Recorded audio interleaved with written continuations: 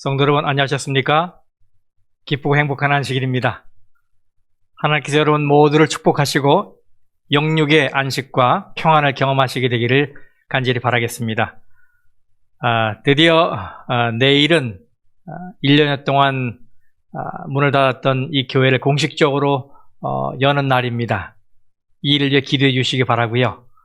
또 나오실 수 있는 분들은 다 나오셔서 하나님의 성전에서 하나님을 찬양하고 하나님께 영광을 돌리고 은혜를 나눌 수 있게 되기를 간절히 바라겠습니다. 자, 오늘은 로마서 연구 은혜 24번째 시간, 왜 우리가 죄인인가 라는 주제를 가지고 함께 말씀의 은혜를 나누도록 하겠습니다. 굉장히 중요한 부분이라고 생각하는데요. 본문의 말씀은 로마서 5장 12절에서 14절인데 제가 이 본문의 말씀을 먼저 읽겠습니다. 그러므로 한 사람으로 말미암아 죄가 세상에 들어오고 죄로 말미암아 사망이 들어왔나니 이와 같이 모든 사람이 죄를 지었으므로 사망이 모든 사람에게 이르렀느니라. 죄가 율법 있기 전에도 세상에 있었으나 율법이 없었을 때에는 죄를 죄로 여기지 아니하였느니라. 그러나 아담으로부터 모세까지 아담의 범죄와 같은 죄를 짓지 아니한 자들까지도 사망이 왕노릇하였나니 아담은 오실 자의 모형이라. 아멘. 오늘과 다음 시간에 걸쳐 연구할 부분은 이 로마서 5장 12절부터 있는 말씀인데요. 이 부분은 제가 아는 한 로마서 전체뿐만 아니라 성경 전체에서 가장 중요한 부분입니다. 왜냐하면 우리로 하여금 예수 그리스도의 복음에 눈을 뜨게 하는 말씀이기 때문이에요. 이 말씀은 믿음으로 말미암는 의를 이해하는 기초, 토대가 됩니다. 그래서 저는 여러분이 이 말씀을 이해할 수만 있다면 제가 확신하기는 여러분은 복음을 이해한 것이고 또 믿음으로 말미암는 의를 이해한 것이라 감히 말씀드릴 수 있어요. 하지만 미리 말씀드리지만 이 구절들은 아주 어려운 구절입니다. 그래서 이게 음식이라면 잘못 먹으면 어쩌면 소화불량에 걸릴 수도 있어요. 특히 개인주의 사상이 강한 분들은 오늘 바울이 말하고 있는 부분에 대해 거부감을 느낄 수도 있어요. 그래서 오늘은 여러분에게 특별한 부탁을 드리겠습니다. 성도 여러분, 이 말씀 자체에 집중해 주시고 특히 자신의 모자를 벗고 성경의 모자를 써 주시기 바랍니다. 선입견은 말씀 연구의 가장 큰 장애물입니다. 어떤 사람들은 성경이 말하고 있는 것을 취하지 않고 성경이 말하고 있다고 생각하는 것을 취합니다. 우리는 이 점에 있어서 아주 주의를 기울여야 해요. 오늘 우리가 발견하길 원하는 것은 사도 바울이 말하고 있다고 생각하는 그것이 아니라 사도 바울이 말하고 있는 것입니다. 왜냐하면 성령의 영감을 받아 이 말씀을 기록한 사람은 바울이기 때문입니다. 그러니 우리는 그저 단순히 이 겸손한 마음으로 하나님께서 바울을 통해 말씀하시는 것을 받아들이기만 하면 되는 거예요. 이 본문의 말씀은 좀 어렵고 해석에 따라 논란의 여지가 있습니다. 왜냐하면 여기서 오리지널 신, 원죄의 교리가 나왔고 서로 조금씩 다른 원죄의 개념을 가지고 있기 때문이에요. 하지만 저는 이 설교 시간에 이 원죄의 교리를 깊이 다룰 마음이 없습니다. 이 자리가 무슨 신학 강의 시간도 아니지 않습니까? 다만 어떻게 하면 예수 그리스도의 복음을 더 잘 이해할 수 있을까? 여기에 초점을 두고 이 관점에서만 이 본문의 말씀을 풀어서 설명하길 원합니다. 분명 바울도 그것을 설명하기 위해 이 말씀을 기록했을 테니까요. 그렇죠? 자, 여러분에게 한 가지 질문을 하겠습니다. 혹시 여러분 중에 잘못은 다른 사람이 했는데 그 일 때문에 덩달아 같이 혼난 경험이 있는 분이 있으십니까? 이런 것은 군대에서는 흔하게 겪는 일이에요. 한 번은 저녁 점호 시간이 끝나고 잠을 고나게 다 자고 있는데 새벽녘에 갑자기 이 내무반 불이 환하게 켜지더니 전원 기상! 이라는 이 천둥 같은 소리를 듣게 됐어요. 잠결에 깜짝 놀라 벌떡 일어나서서 보니까 앞에 인상을 잔뜩 찌푸린 채 씩씩거리고 있는 주번 사령이 있었어요. 그가 말합니다. 1분 내로 완전 구장하고 연병장에 집합한다. 실시! 우리는 무슨 영문인지 모른 채 그 밤에 정신없이 군장을 꾸려서 연병장으로 달려나갔어요. 이유를 들어보니까 우리 내부반의 이 고참병 중 한 명이 지휘관이 퇴근한 시간을 이용해서 밤에 무단 이탈한 것이었어요. 민통선을 뚫고 마을로 나간 거예요. 그런데 불시에 인원 점검을 나온 이 당직 사령, 주번 사령에 의해서 발각됐어요. 주번 사령은 2명을 선택해서 민간인 마을로 뛰어가 그 고참병을 잡아오라고 명령을 한 후에 우리에게는 그들이 돌아올 때까지 연병장을 빙빙 돌라고 명령했습니다. 우리는 이 적막한 달밤에 차가운 공기를 흡입하며 하염없이 연병장을 뛰었습니다. 그 밤에 들리는 소리라곤 발 맞춰 달리는 군화 소리와 허걱거리는 숨소리뿐이었어요. 만일 50바퀴를 돌아라 혹은 100바퀴를 돌아라 라고 했다면 목표라도 있으니 희망이라도 있었을 텐데 이건 언제 끝날지 모르는 기약이 없는 그 고참병이 나타나야만 멈추게 되는 뺑뺑이였기 때문에 기분도 아주 안 좋았고 몸도 천근만근 무거웠어요. 그렇게 우리는 2시간이 넘게 연병장을 돌았습니다. 이제는 모두가 지쳐서 발을 떼기조차 힘들어하는 순간에 그 고참병과 그를 찾으러 간 이 2명이 나타났어요. 그것을 본 우리는 마치 구세주가 나타난 것처럼 얼마나 반갑고 기뻤는지. 그 한 사람 때문에, 그 한 사람의 잘못 때문에 아무 잘못도 없는 우리가 하나의 패키지로 묶여 덩달아 혼이 난 거예요. 억울할까요?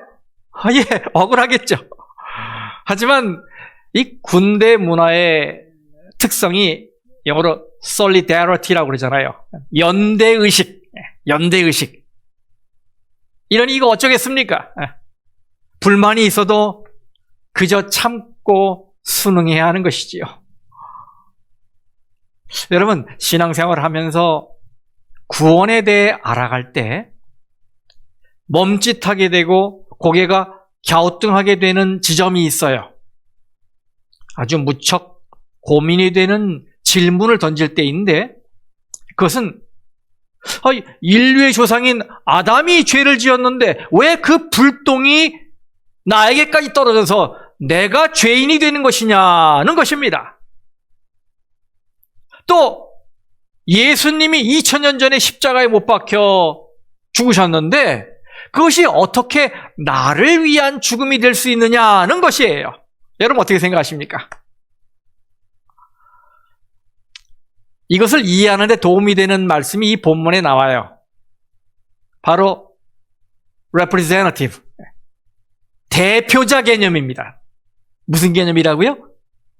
대표자 개념. 예를 들어 여러분이 월드컵 축구 경기를 시청한다고 해보십시다. 각 대표들이 나와서 저마다 자기 나라를 위해 열심히 뛰는 겁니다. 그리고 국민들은 그것이 마치 자신의 일인 양 기대와 관심을 가지고 지켜봅니다. 여러분, 2002년 월드컵 때 우리나라가 어디까지 올라갔습니까? 네, 세계 4강에 들었잖아요. 그때 얼마나 대단했습니까? 붉은 악마 응원단을 비롯해서 온 국민이 우리나라 선수들을 응원했어요. 그 모습이 전 세계에 큰 화제를 불러일으키지 않습니까? 우리는 우리 선수들이 승리할 때마다 환호했어요. 대표 선수들이 승리한 것을 우리 국가의 승리, 또 우리 국민 개개인의 승리로 받아들였기 때문이에요. 대표팀과 나를 정서적으로 연대, 즉 한 덩어리로 묶은 거예요. 이런 연대감은 정서적으로만 이어지는 것은 아닙니다. 법적으로도 이어질 수 있어요. 대표적인 것이 뭐가 있습니까? 코사인 제도예요. 연대 보증 제도이죠. 만일 내가 누군가를 위해 신용 보증을 서주었다면 그 사람이 파산하여 빚을 갚지 못하게 되었을 때는 법적으로 내가 그를 대신하여 빚을 갚아야 하는 거예요. 그렇죠? 나는 잘못한 것이 없더라도 그 사람과 묶여 있기 때문에, 연대되어 있기 때문에 내가 책임을 져야 하는 거예요. 성경에는 이런 대표자 개념이 많이 나옵니다. 예를 들어 출애굽기 32장에 보면 모세의 중보 기도가 나오잖아요. 그때 모세는 이스라엘의 대표로 하나님께 자신의 생명을 건 중보 기도를 드렸죠. 그래서 하나님이 그의 간청을 들으시고 결국 이스라엘을 살려주셨어요. 그런데 이와는 반대로 범죄를 저지른 한 사람 때문에 이스라엘 전체가 큰 위험에 빠진 사건도 있었어요. 바로 여리고 성에서 큰 승리를 거둔 이스라엘이 이어서 작은 아이성을 공격하다가 큰 패배를 당했을 때입니다.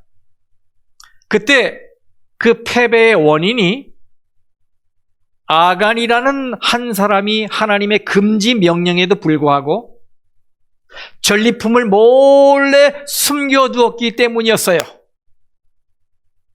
그래서 여호수아 7장을 읽어보면 하나님께서 그 아간의 행위를 이스라엘이 범죄한 것으로 말씀하십니다. 아간이 이스라엘 대표였단 말이에요. 이 로마서 5장에는 인류에게 큰 영향을 끼친 두 대표자가 등장합니다. 바로 아담과 예수 그리스도입니다. 사도 바울은 아담과 예수 그리스도를 대조함으로 아담이 행한 일을 예수께서 어떻게 만회하셨는지, 그리고 아담 때문에 해를 입은 인류가 어떻게 예수님에 의해 구원을 받게 되었는지를 보여주고 있어요. 제가 12절 말씀을 다시 읽어보겠습니다. 그러므로 한 사람으로 말미암아 죄가 세상에 들어오고 죄로 말미암아 사망이 들어왔나니 이와 같이 모든 사람이 죄를 지었으므로 사망이 모든 사람에게 이르렀느니라. 여러분, 여기에 나오는 한 사람은 누구일까요? 네, 성경을 아는 분들이라면 금방 이 한 사람이 아담이라는 것을 알아차릴 거예요. 바울은 그 한 사람 아담을 통해 죄가 세상에 들어왔다고 말하고 있습니다. 이 죄는 세상 밖에 있다가 아담을 통해 세상 안으로 들어왔어요. 그리고 그 죄는 죽음을 가져왔습니다. 이 성경 창세기 2장을 보면 하나님께서 아담을 창조하신 후에 그를 에덴 동산 가운데 부르시고 직접 말씀하시는 장면이 나오지요. 창세기 2장 16절, 17절 말씀 읽겠습니다. 여호와 하나님이 그 사람에게 명하여 이르시되 동산 각종 나무의 열매는 네가 임의로 먹되 선악을 알게 하는 나무의 열매는 먹지 말라. 네가 먹는 날에는 반드시 죽으리라 하시니라. 여러분, 여기 하나님께서 아담에게 선악과를 먹으면 죄를 짓는 것이라고 하지 않으셨어요. 바로 반드시 죽을 것이라고 말씀하셨어요. 이 사실에 여러분 주목하시기 바랍니다. 죄는 곧 뭐란 말이에요? 네, 죽음이란 말이에요. 그런데 아담이 죄를 졌어요. 그래서 하나님의 준엄한 심판이 선언됩니다. 창세기 3장 19절 말씀입니다. 네가 흙으로 돌아갈 때까지 얼굴에 땀을 흘려야 먹을 것을 먹으리니 네가 그곳에서 취함을 입었음이라. 너는 흙이니 흙으로 돌아갈 것이니라. 이렇게 죽음이 선고되자 아담은 죽은 자가 되었습니다. 그리고 그 시간부터 썩기 시작했습니다. 네, 여러분, 생명이 있다가 생명을 잃으면 썩는 것밖에 다른 길이 없어요. 그래서 사망이 된 사람은 썩어져가는 구습을 쫓는 것입니다. 모든 게 다 썩는 것들입니다. 기억하십시오. 자신도 썩어가고 있는 것이고 그가 추구하는 것들이 다 이 세상에서 썩을 것들입니다. 이게 사망 안에 있기 때문에 그래요. 바울은 그런데 이 죽음이 아담에게만 이르지 않고 온 인류에까지 퍼졌다고 말했어요. 바로 여러분과 저, 우리 모두에게까지 죽음이 퍼졌다는 말입니다.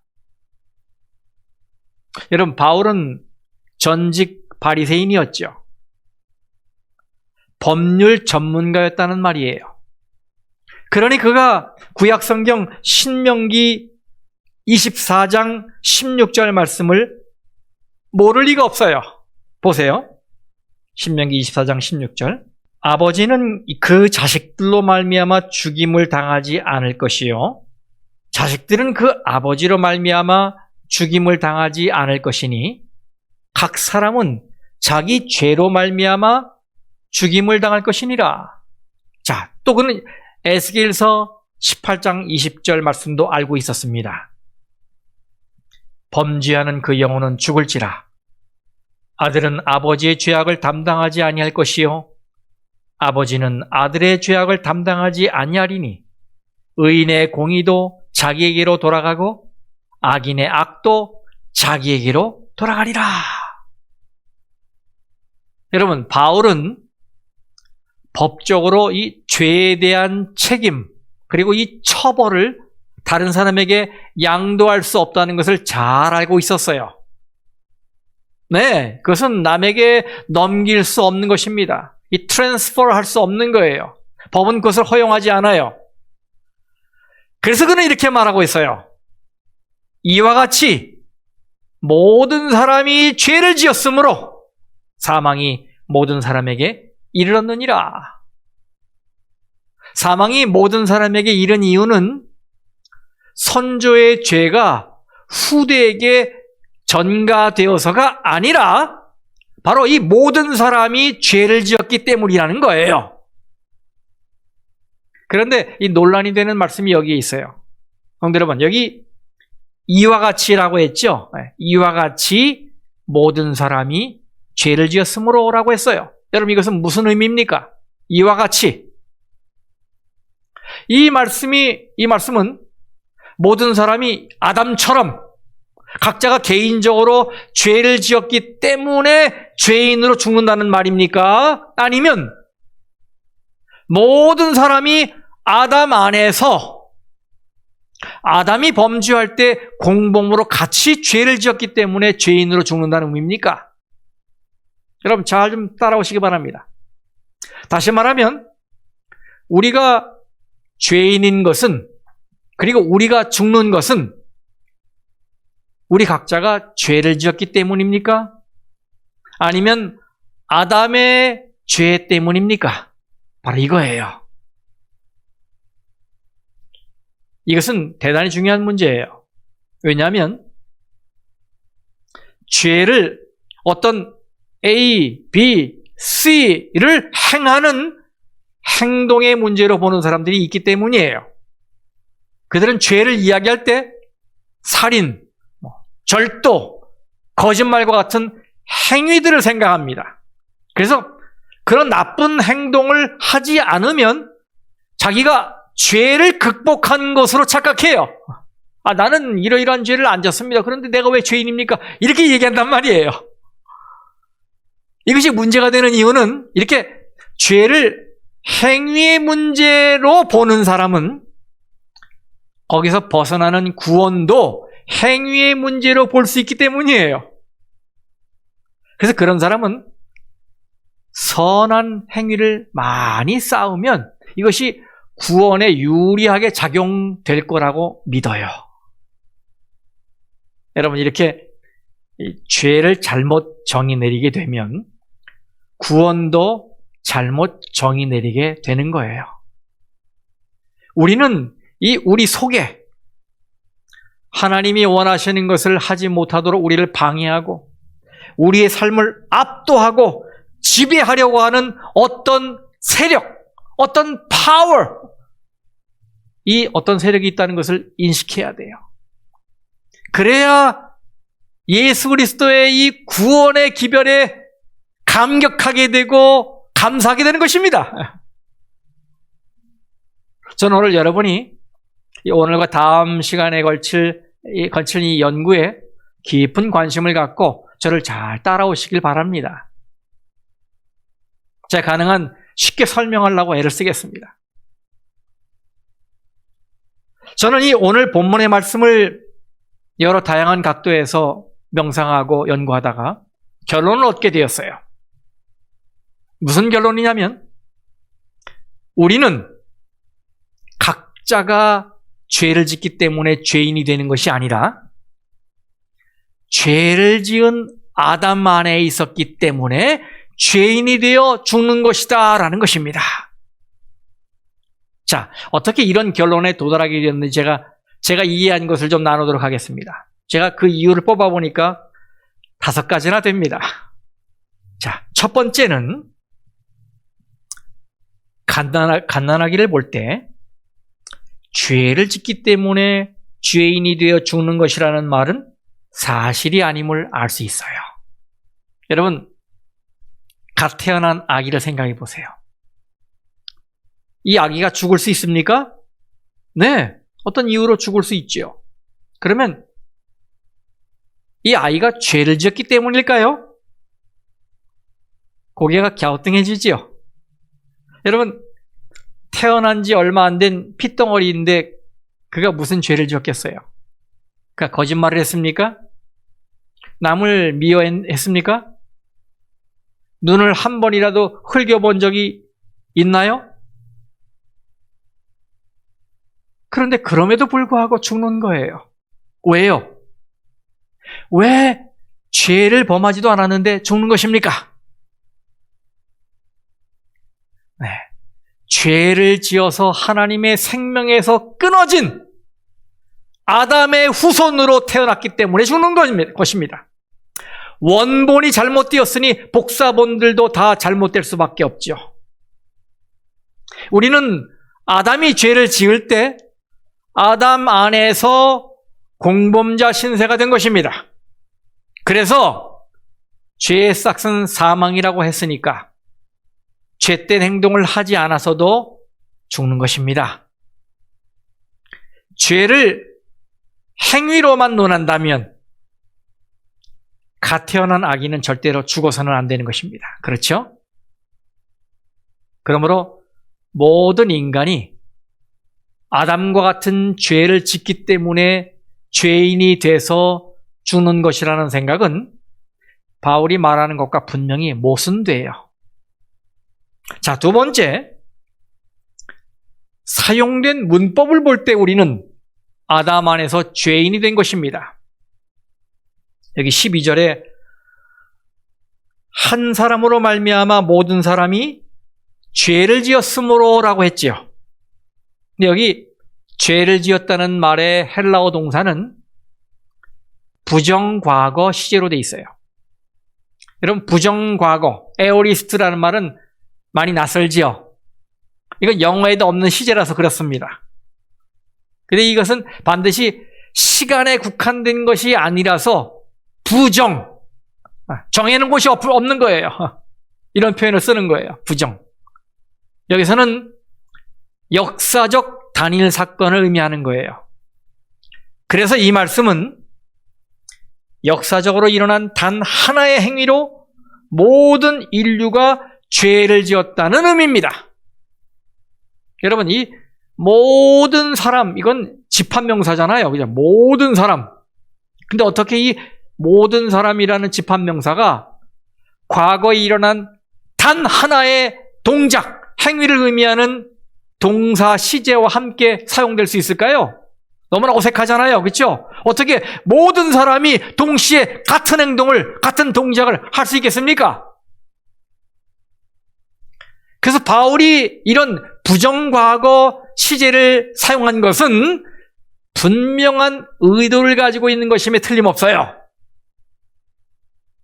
만일 그가 모든 사람이 각자 개인적으로 계속 죄를 짓고 있다는 의미를 말하려 했다면 현재 시제를 쓰든지 미완료 시제를 사용했을 거예요. 그러나 그는 모든 사람이 그 한 사람의 범죄 때문에 동시에 같이 죄를 지은 것이고 같이 사망에 이르게 되었다는 것을 강조하기 위해서 부정과거 시제를 사용한 것입니다. 네, 여러분, 아담 안에서 우리 모두가 죄인이 된 것입니다. 자, 세 번째 이유입니다. 죄를 죄라고 말해주는 율법이 성문화되기 전에 살던 사람들까지도 죽은 것을 볼 때 우리는 아담 안에서 죄인인 것입니다. 여기 바울은 13절, 14절에서 이렇게 말합니다. 죄가 율법이 있기 전에도 세상에 있었으나 율법이 없었을 때에는 죄를 죄로 여기지 아니하였느니라. 그러나 아담으로부터 모세까지 아담의 범죄와 같은 죄를 짓지 아니한 자들까지도 사망이 왕노릇하였나니. 여러분, 여기서 바울은 죄를 죄라고 지적해주는 십계명, 이 율법이 시내산에서 성문화되어 공표되기 전에는 죄를 지었어도 죄라고 말하기 어려웠다는 점을 말하면서 그럼에도 불구하고 그들은 모두 죽었다고 말하고 있어요. 다시 말하면 바울은 여기서 인간이 십계명에 살인하지 말라, 도둑질하지 말라, 이런 것 같은 이 하나님의 뜻에 대한 분명한 지식을 받았든지 받지 않았든지 관계없이 모두에게 사망이 왕노릇한 것을 보면 개인적으로 짓는 죄 말고 다른 무언가가 있지 않겠느냐고 말하는 거예요. 이해하시겠죠? 죄를 죄로 여길 수 없는 시대에도 또 아담이 지은 것과 같은 죄를 짓지 않은 사람들까지도 죽었다는 것은 그들이 그 무언가에 의해 지배를 받고 있었다는 뜻이에요. 이에 대해 우리 재림교회 주석에는 이런 설명을 해놓았어요. 아담의 후손들은 모두 아담의 타락의 결과를 받게 되는데 죽음 그리고 죄로 향하는 성향, 이것은 유전되는 악이기 때문이다. Inherited evils. 유전되는 악이다. 그렇기 때문에 온 인류가 대표자 아담 안에서 연대되어 한데 묶여서 in nature, 본성적으로 죄인이 된 것입니다. 이해하시겠죠? 자, 이번엔 네 번째입니다. 네 번째 이유. 바울은 우리 모두가 한 사람 아담의 죄 때문에 심판을 받고 정죄를 당하고 죽음을 당했다고 했습니다. 15절에서 18절에 걸쳐서 말했는데 그는 한 번, 두 번도 아니고 네 번에 걸쳐 그것을 말하고 있어요. 자, 보세요. 15절, 한 사람의 범죄를 인하여 많은 사람이 죽었은즉. 16절, 심판은 한 사람으로 말미암아 정죄에 이르렀으나. 17절, 한 사람의 범죄로 말미암아 사망이 그 한 사람을 통하여 왕노릇하였은즉. 18절, 그런즉 한 범죄로 많은 사람이 정죄에 이른 것 같이. 또 바울은 19절에서 오해의 여지가 없는 아주 명확한 말을 했습니다. 한 사람이 순종하지 아니함으로 많은 사람이 죄인 된 것 같이. 한 사람, 아담이 순종하지 않아서 많은 사람이 죄인 되었다. 이것은 아까 읽었던 12절 말씀이 아담 안에서 모든 사람이 죄인이 되었기 때문에 그 모든 사람에게 사망이 이르렀다라는 사상을 분명하게 뒷받침하고 있어요. 히브리서 7장 10절에는 이런 말씀이 기록되어 있습니다. 이는 멜기세덱이 아브라함을 만날 때에 레위는 이미 자기 조상의 허리에 있었습니다. 여러분, 아브라함 다음에 이삭, 그리고 이삭 다음에 뭐예요? 야곱이지요.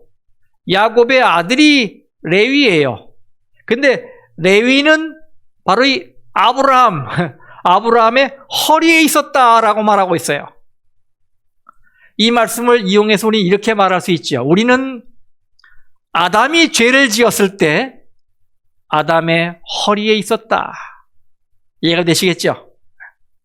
그래서 우리가 아담에게서 물려받은 삶은 이미 죄를 지은 삶입니다.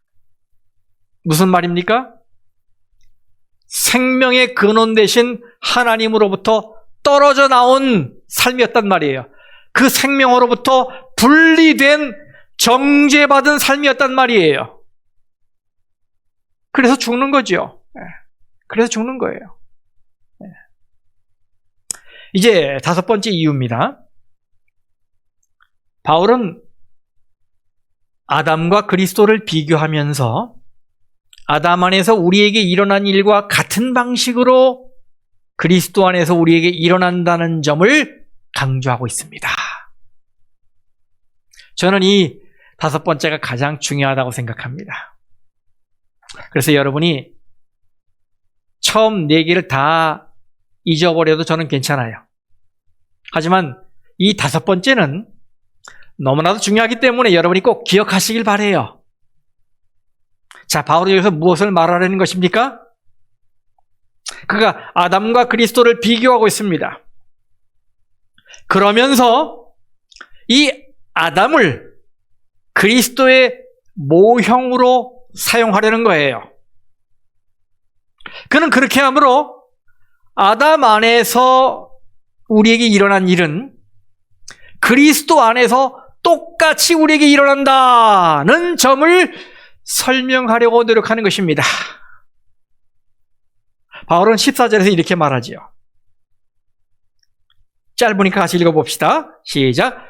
아담은 오실 자의 모형이라.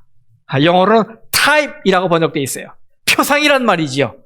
그래서 이런 말씀에서 typology, 표상학이라는 학문이 생겨나게 된 거예요. 모형 혹은 표상, 이거는 하나가 다른 하나를 예표 혹은 상징한다는 뜻이지요. 이런 경우 이 하나를 모형 혹은 표상, 타입이라고 부르고 다른 하나를 원형, 이 모형에 상대되는 원형, 그리고 이 표상과 상대되는 실체, 엔터타입이라고 부르는 것입니다. 이제 우리는 아담이 어떤 의미에서 예수님의 모형이 되는가를 좀 알아봐야겠어요.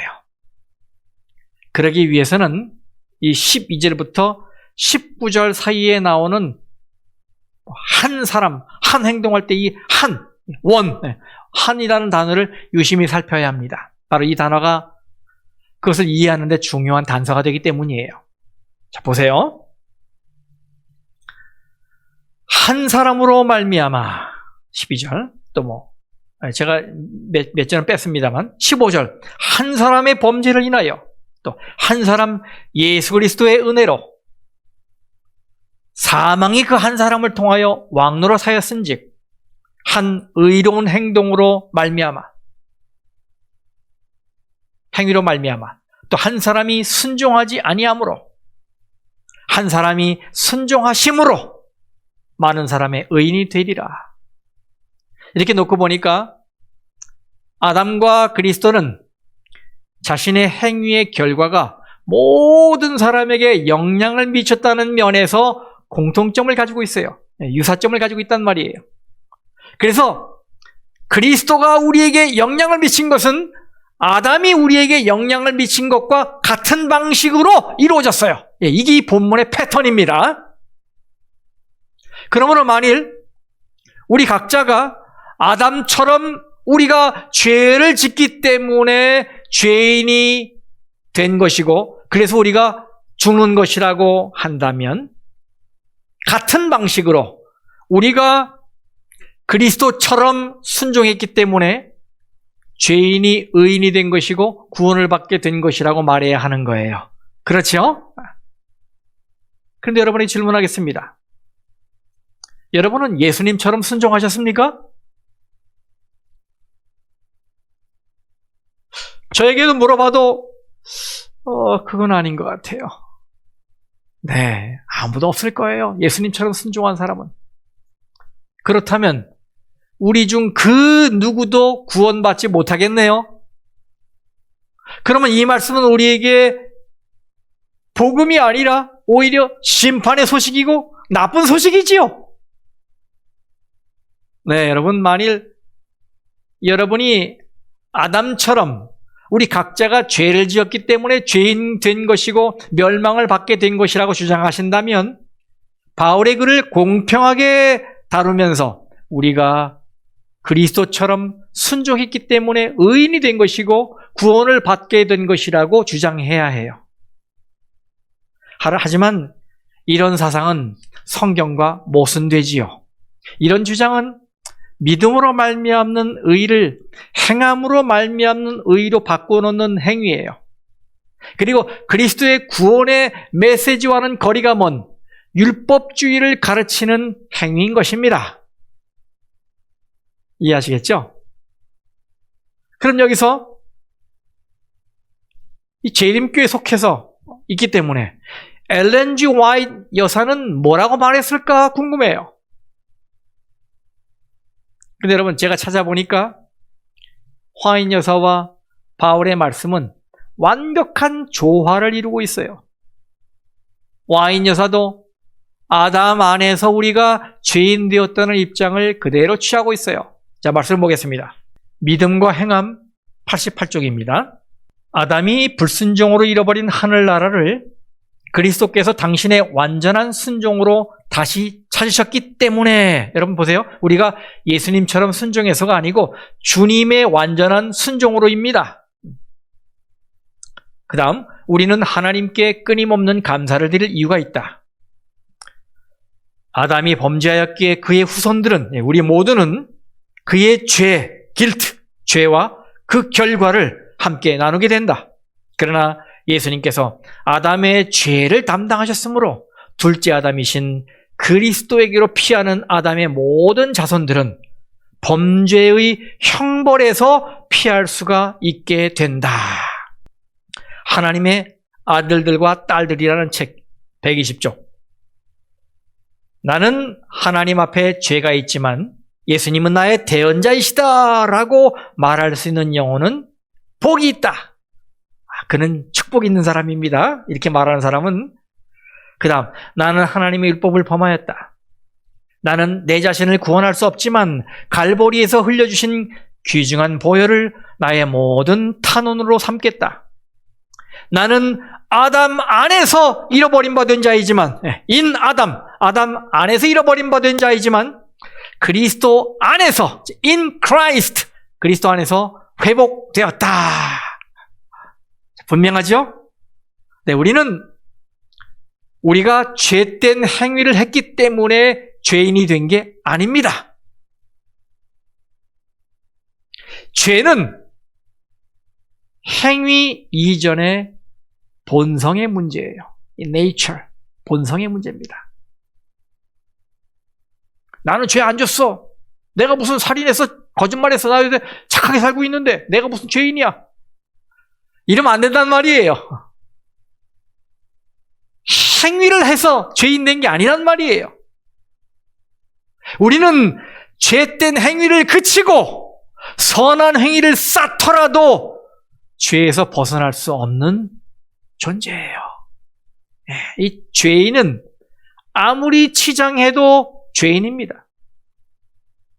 교도소에 들어가 있는 이 죄수는 아무리 거기서 모범수를 해서 칭찬을 받아도 여전히 죄수예요. 교도소에 갇힌 죄수란 말이에요. 우리는 아담이 죄를 지을 때 아담의 허리에 있었어요. 그러므로 아담 안에서 죄인이 된 것입니다. 여러분, 억울하다고 생각되십니까? 불공정하다고 생각되십니까? 다음 시간에 말씀을 들으면 생각이 바뀌시게 될 거예요. 기대하십시오. 여러분 기억하십시오. 아담이 우리에게 물려준 삶은 이미 죄를 지은 삶입니다. 하나님의 생명에서 끊어져 나온, 분리된, 정죄받은 삶이고 죽음입니다. 그런데 이런 절망의 상태를 예수 그리스도께서 희망으로 바꿔주셨어요. 이것이 복음인 거예요. 다음 시간에 이 말씀을 이어가도록 하겠습니다.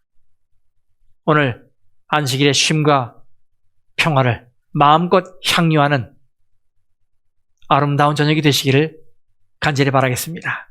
말씀 마치겠습니다.